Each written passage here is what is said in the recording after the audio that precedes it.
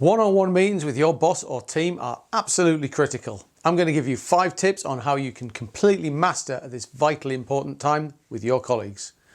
This is Productivity ACE. Let's get it done. Do you have one-to-one meetings with your boss or team? Let me know in the comments. I'd really like to get a feel for how many of you do and how many of you don't. I always ask that question at leadership forums, and I'm constantly surprised by the number of people that don't have any form of one-to-one meeting, never mind a consistent or well-structured feedback forum that it should be. Not having a one-to-one meeting is really a key indicator of a bad manager or of a company where you might find it harder to make an impact, and it will certainly make it harder for you to build a relationship with your manager or your team. The one-to-one meeting is an essential part of the manager's toolkit, and as far as I'm concerned, it's a non-negotiable part of my job, both as a manager and a reportee. I've actually been known to force my manager to implement one-to-ones if I arrive at a company and find that my manager hasn't implemented a one-to-one. It's that important. So I'm going to give you a bunch more tips that you can use to make your one-to-one some of the most valuable time that you've got. Remember, this is part 2 of a series, so do check out part 1. The link's up there somewhere. Get the formula right. There are many factors that need to be considered to make the perfect one-to-one meeting. And as we've discussed before, the one-to-one meeting really should be regarded as the employee's time, hence the need to take it as seriously as possible. So what does an employee need from a one-to-one meeting? Well, that can be broken down into 3 aspects. Basically, a one-to-one meeting needs to provide a high level of psychological safety for the employee. It should be a forum where they can comfortably speak about their issues, challenges and career with complete honesty. Also, benefit. The meeting needs to provide the employee with a high level of benefit, whether that's career development, empowerment, help with projects and priorities, or just to improve the relationship with their manager. It all needs to provide benefit. And thirdly, it needs to be easy, or at least low effort. There's no point the process being super onerous or high maintenance for the employee. So that's high psychological safety, high benefit with low effort.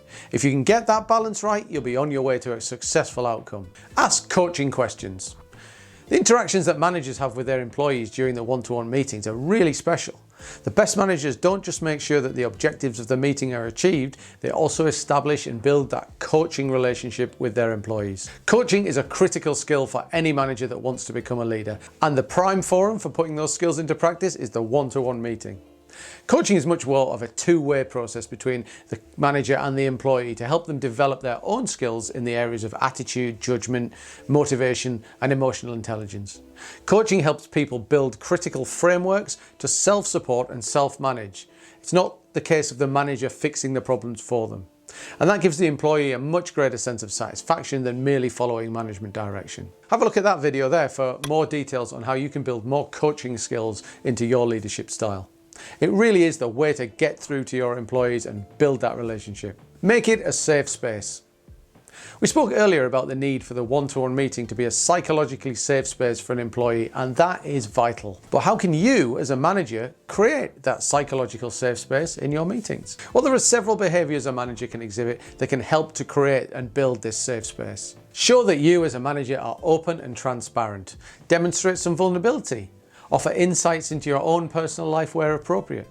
Because while it's always good to understand the person behind your employee, by also revealing something of your non-manager, your non-boss persona, you'll create more of an impression of transparency and thus connect more deeply with the employee. Everybody needs to connect on a human level. Also, positivity. Staying positive at all times, even when discussing performance issues, errors, or other such topics, really vital for a manager. Good leaders keep that positive tone and they create that safe place to fail and explore the reasons why. Are you liking the tips so far? Well, if yes, do consider hitting that like button or even subscribing to the channel. It makes a big difference. Break the cycle occasionally. Good one-to-one meetings follow structure and regular cadence, but it's also good to break that cycle occasionally. I like to change the scene by sometimes picking a one-to-one to talk about a completely non-work related subject. Not all the time, but just on occasion, maybe when things are calmer. It can be really energizing to spend a good chunk of time talking about something other than work. Maybe it's a hobby or a sport or something else that your employee enjoys. Maybe it's topics related to leadership and careers. It can be anything really. Maybe it's something going on interesting in the employee's home life that you spend the time talking about. Anything to add that variety. It all adds variety, changes the scene for the better, and breaks the cycle of monotony. Make sure there's trust. It's vital to have a trustworthy relationship between the employee and the manager. Have a look at this video for ways to build trust into your relationship and create that culture of trust in your team. When an employee and a manager trust each other, the team can truly achieve great things. There's a lot you need to do to really build that culture of trust, including building that psychological safe space, that safe place to fail, making sure that employees are recognized and rewarded for their achievement and not thrown under the bus when they make a mistake. All of these things combine and coalesce to make that trustworthy environment that your team has. And if you've got a trustworthy team culture, well, that means your one-to-ones will be even better.